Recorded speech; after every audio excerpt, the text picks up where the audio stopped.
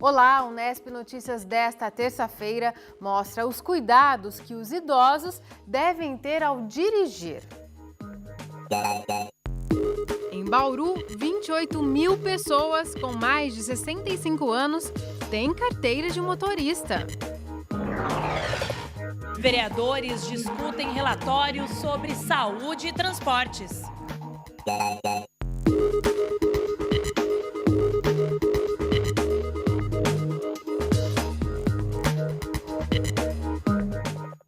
Para muita gente, dirigir é mais que uma atividade cotidiana. É autonomia, poder ir e vir sem depender de ninguém. Só que com a idade, os reflexos já não são os mesmos e é preciso um cuidado maior na hora de conduzir o carro.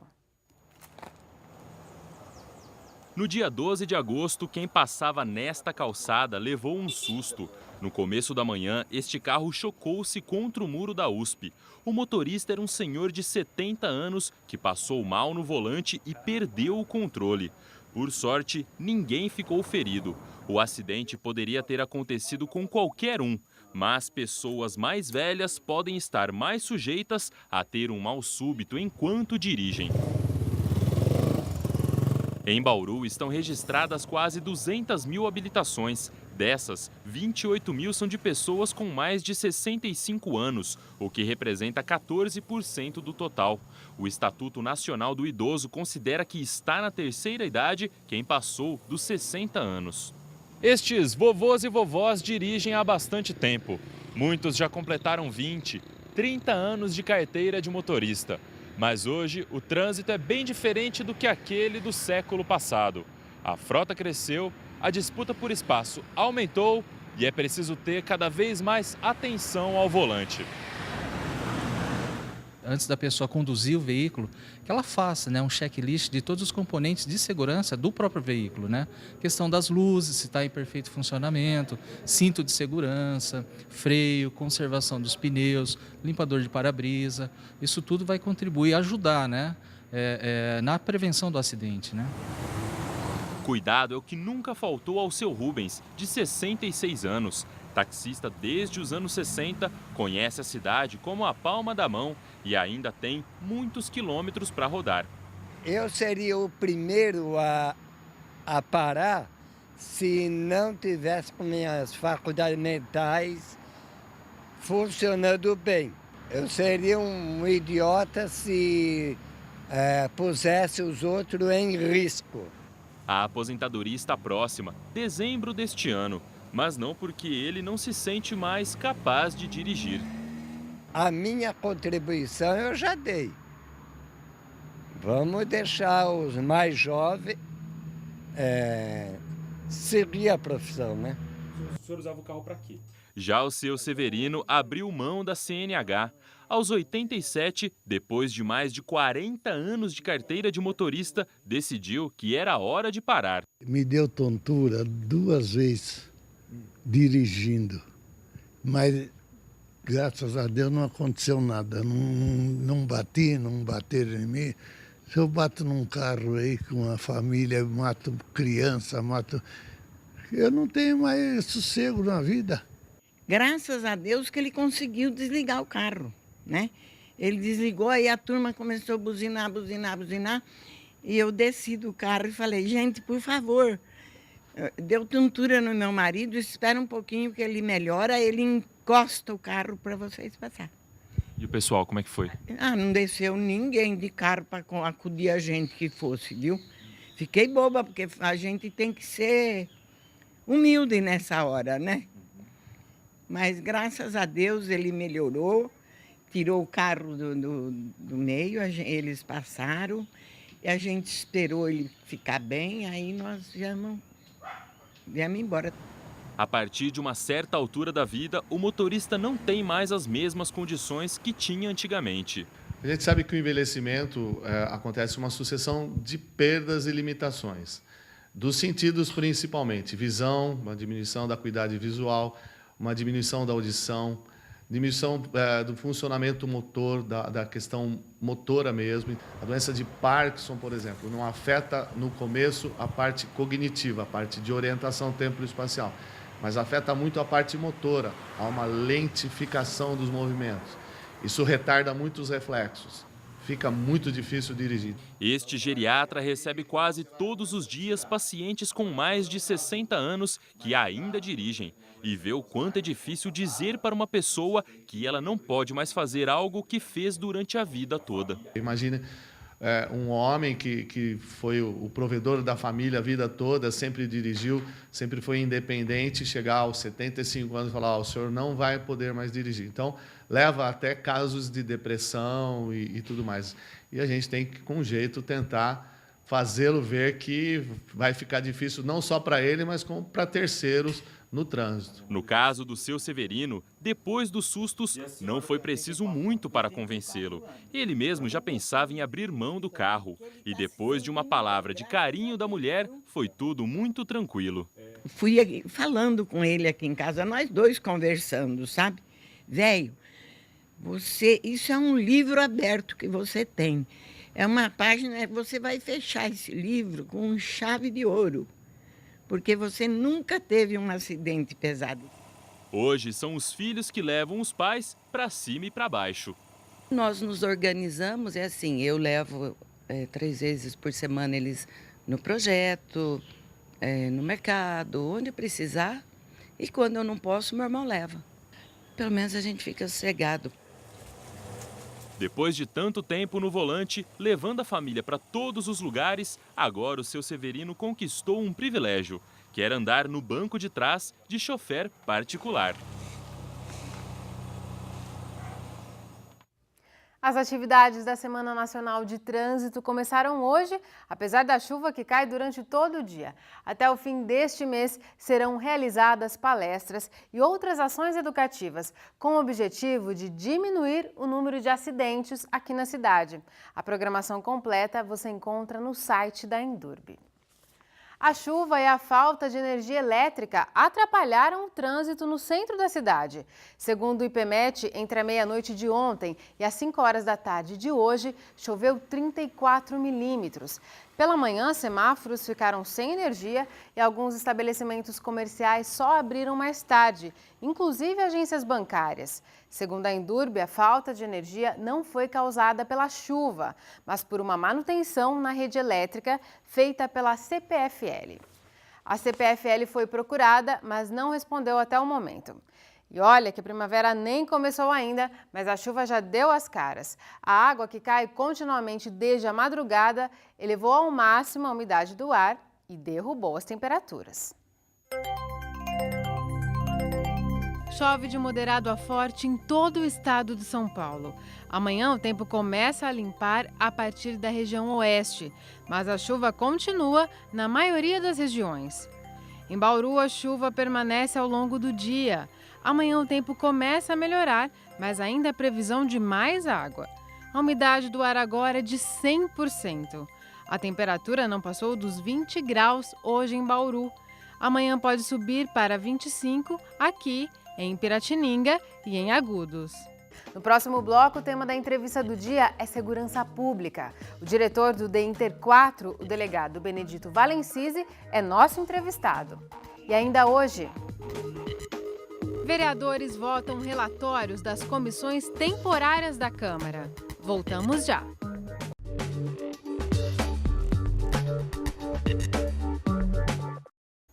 Nós vamos falar agora do trabalho da Polícia Civil em Bauru. Quem faz um balanço é o diretor do Departamento de Polícia Judiciária de São Paulo 4, DEINTER 4, o delegado Benedito Antônio Valencisi. Delegado, muito obrigada por sua presença aqui no Nesp Notícias. Boa tarde, eu agradeço o convite e a oportunidade da Polícia Civil aqui comparecer e mostrar todo o trabalho que vem desenvolvendo, não só em Bauru, como em toda a região. Eu queria que o senhor começasse fazendo um balanço da Central de Polícia Judiciária, que já completou 5 meses, né? Foi a integração de todas as unidades da Polícia Civil num único prédio. Os benefícios dessa integração, eles já são visíveis? Qual que é a sua avaliação? Exatamente, eu diria que toda mudança gera uma série de situações, de dúvidas. Às vezes o ser humano é um pouco, ele não concorda com certos tipos de mudança. Entretanto, a cultura, o planejamento, a estratégia nos impelem a fazer novas formas de trabalho, e essa é uma forma inteligente, uma forma até com economia de recursos, onde há uma melhor disseminação das informações, da investigação, e o policial fatalmente ele acaba assumindo um compromisso, não numa determinada área, mas em toda a área do município, porque o bandido não tem uma determinada área de atuação, atua em todo local. Então a polícia também fatalmente tem que ter a informação, a comunicação e a atuação em toda a região. Eu diria que é muito muito bom esse início de trabalho, tendo em vista principalmente os resultados que estão acontecendo. No início, é claro, é como se fosse um veículo novo, há uma necessidade de alguma reforma, de alguma adaptação, quando se passa por uma revisão. Assim também o trabalho da polícia é um trabalho novo, uma forma nova, mas que tem proporcionado excelentes resultados, tanto na instauração dos inquéritos policiais, no relatório dos inquéritos e no enfrentamento à criminalidade. Pode-se demonstrar com muita clareza o número de crimes graves que têm sido esclarecidos aqui na cidade de Bauru. E há um controle muito bom com relação à criminalidade. Pode-se demonstrar que os índices não são altos, ao contrário, estão caindo, excetuando um ou outro tópico que às vezes acaba aumentando, mas já existem trabalhos para essa redução. Nós relatamos, doutor Valencisi, que mudou um pouco o atendimento em relação às mulheres, que antes a Delegacia da Mulher tinha um prédio próprio e lá mudou um pouco os moldes do atendimento às mulheres. Tem alguma perspectiva de que se aproxime, volte a ser próximo do que era antes? Veja bem, deixa bem claro uma situação. Antes, a Delegacia de Defesa da Mulher funcionava num prédio acanhado, com dificuldades no atendimento, dificuldades no trabalho, e hoje não. Funciona num local muito adequado, muito bom, com dignidade, quer para os policiais que lá trabalham, quer para o público que lá comparece. Além do mais, a Delegacia de Defesa da Mulher conta com toda a estrutura da Central de Polícia Judiciária para auxiliar nos seus trabalhos. Mas a essência, ou seja, a natureza do trabalho da Delegacia de Defesa da Mulher tem que ser preservado. Ou seja, é a mulher que vai recepcionar as mulheres vítimas, é a delegada, são as investigadoras e que vão dar sequência naqueles trabalhos.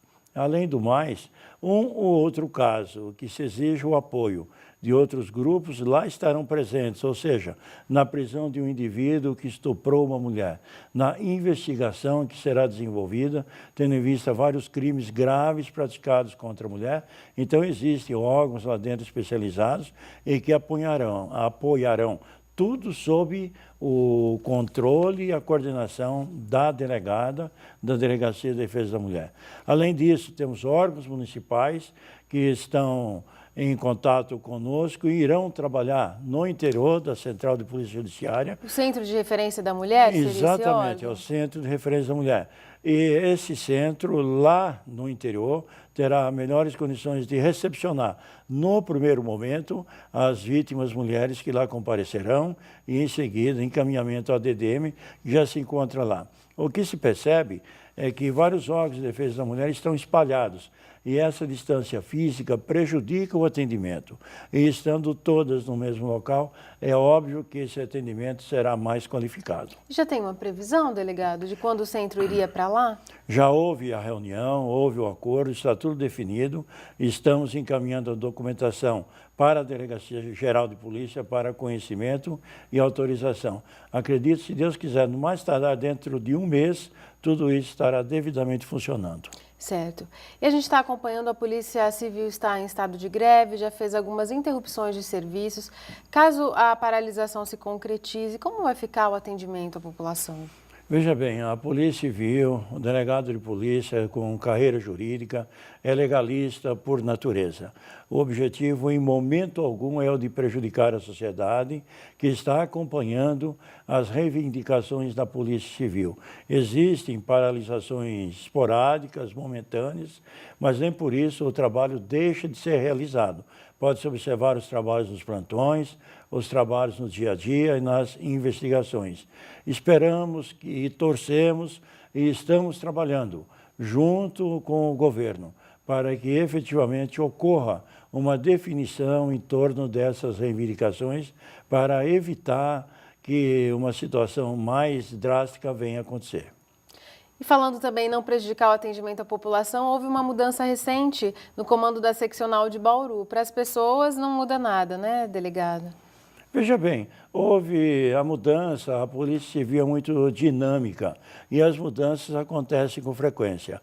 Havia um delegado seccional, Dr. Marcos, que prestou um trabalho excelente junto à delegacia seccional, mas até em atendimento a pedido dele, em decorrência das necessidades de trabalho, surgiu essa possibilidade, vindo um novo delegado seccional, é claro que tem outras ideias, outras formas de trabalho, e tudo isso somente beneficia tanto a Polícia Civil como a população que paga o nosso salário e deve ser atendida de forma adequada. Muito obrigada por seus esclarecimentos aqui no Nesp Notícias.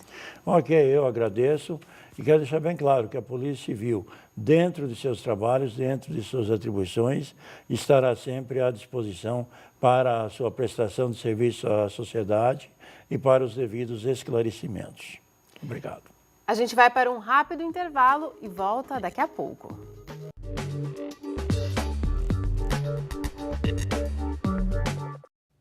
Na sessão da Câmara de ontem, os vereadores aprovaram 2 relatórios importantes. Um deles avalia o transporte público na cidade e o outro propõe alterações no projeto de reforma do Pronto-Socorro Central.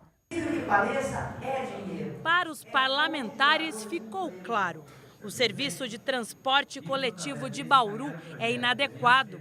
E isso fere a lei orgânica do município, já que desrespeita princípios como comodidade, conforto, rapidez, segurança, qualidade, frequência e pontualidade. Realmente Bauru precisa melhorar ainda bastante em relação ao transporte público, ao transporte coletivo na cidade de Bauru. O munícipe tem que ser transportado com comodidade, com horário, o fundamental é horário, você tem que ter certeza que você sai da sua casa e chega no trabalho onde você for no horário certo, isso é extremamente importante e eu acho possível de se fazer.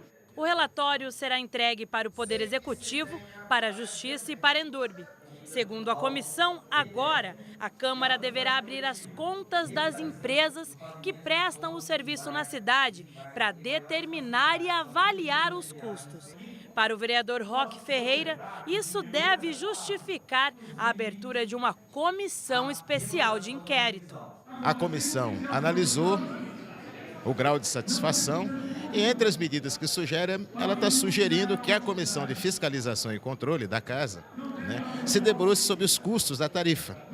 É um bom instrumento, porque se essa comissão analisar os custos da tarifa com a seriedade necessária, eu estou convencido que essa comissão indicará a necessidade de uma SEI. Aí nós vamos ter que fazer o debate político. A SEI ela não é contra ninguém. A SEI é a favor do interesse público. Nós precisamos dar transparência ao custo do transporte aqui em Bauru. Outro documento avaliado na Câmara ontem foi o relatório final sobre a reforma do pronto-socorro.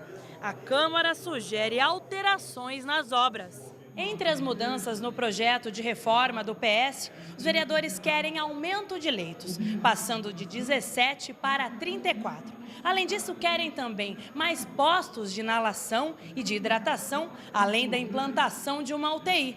Segundo o relatório, isso é possível e necessário. A doutora Thelma compôs a comissão temporária que fez sugestões à Secretaria Municipal de Saúde. Nós não teremos uma solução a curto prazo de aumento do número de leitos na nossa cidade. Então, quando você aumenta o número de leitos de retaguarda de um pronto atendimento, pelo menos você dá dignidade na espera. A reforma ainda está no projeto, mas não há recursos para execução.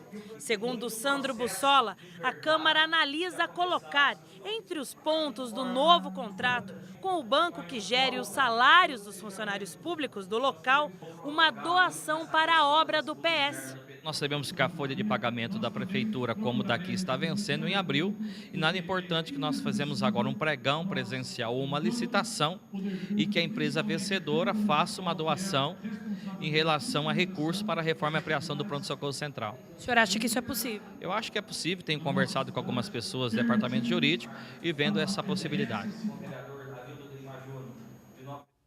Ainda de acordo com a vereadora Thelma Gobi, uma reunião deve ser realizada com o secretário municipal de saúde, Fernando Monte, para discutir as alterações propostas no projeto de reforma do PS. Você viu aqui que começou ontem e vai até domingo o Festival Canja. O evento, que está na 4ª edição, reúne várias oficinas e atividades culturais em Bauru. A expectativa é de que pelo menos 6.000 pessoas participem das atividades do festival ao longo da semana. Quem tem mais informações é Arthur Faleiros Neves, ele é diretor-geral do evento. Arthur, a maior parte das oficinas, dos eventos, eles são de graça. Por quê? Cara, o festival é colaborativo, todo mundo que está participando do festival está participando porque acredita que é interessante investir no projeto como uma forma de apresentar o que está acontecendo na cidade para vários públicos diferentes. Então a gente está tentando, a partir disso, estimular com que as pessoas do hip hop se conectem com as pessoas da música, do teatro, do cinema, estimular essa conexão. No domingo, a programação será lá no Parque Vitória Régia, né? O que vocês estão planejando? O que vai ter nesse encerramento? A gente começa com uma oficina de yoga às 11 horas da manhã no parque, e aí a partir das 15, algumas atividades circenses, vai estar com algumas estruturas para slackline, oficina de malabares, oficina de acrobacia. E a partir das 16 horas, os shows de encerramento, né? A gente vai ter o show do Mundo Livre S.A., de Pernambuco. A gente vai ter um show do México, da banda Los Viejos. E também vamos ter várias atrações locais. O Coruja BC1, que é um rapper daqui de Bauru, que agora não está mais morando aqui, vai vir para fazer o pré-lançamento do CD com vários convidados. E o show do Além da Rima e JF, que vai ser um trabalho integrado, da Laburca, daqui de Bauru também, e o Rima de Roda, que é um projeto de batalha de MCs, além da discotecagem do DJ Cisco, do DJ Ding e do Bang da Funk. Obrigado pelas informações. A programação completa do festival, então, pode ser conferida na página deles no Facebook. Guilherme Tavares para o Unesp Notícias. Encerrando a terça com uma dica cultural, hoje à noite tem mais uma exibição do ciclo de cinema do Sesc. O filme em cartaz é a comédia francesa Como Arrasar um Coração. Meu nome é Alex Libby. Como se livrar de um relacionamento? Os irmãos Alex e Melanie têm a solução. Eles criaram uma agência especializada em acabar com relações amorosas. Só que apesar do alto preço que cobram para o serviço, as dívidas continuam altas. Por isso, eles aceitam um desafio de um ricaço: romper o noivado da filha dele 10 dias antes do casamento. Para isso, Alex cria um disfarce. Ele finge ser um novo guarda-costas para cumprir a tarefa. Vous êtes qui? Je suis votre garde du corps. Sans vouloir me vexer, me paraissait un peu léger. L'efficacité ne se mesure pas à la carrure. Com uma pitada de humor europeu, o filme foge de vários clichês das comédias românticas americanas e a promessa de risadas para a noite de hoje. Ça, c'est ses défauts. Elle connaît par cœur Dirty Dancing. C'est une blague. Mais t'as oublié qu'elle mangeait du roquefort au petit-déj? C'est quoi ça? Du roquefort. Ah, ça oui, je sais, on est partisans, mais moi j'adore ça le matin. Je double ce que mon père vous donne et vous me laissez tranquille.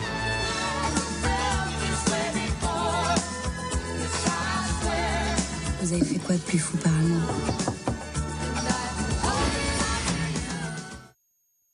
Como Arrasar um Coração é exibido hoje às 7h30 da noite no Sesc Bauru. A entrada é de graça. E se você perder a sessão, tem outra exibição no sábado, às 2 da tarde. É isso por hoje. As reportagens desta edição você pode rever no nosso site. A gente volta amanhã às 5h30 da tarde. Tchau!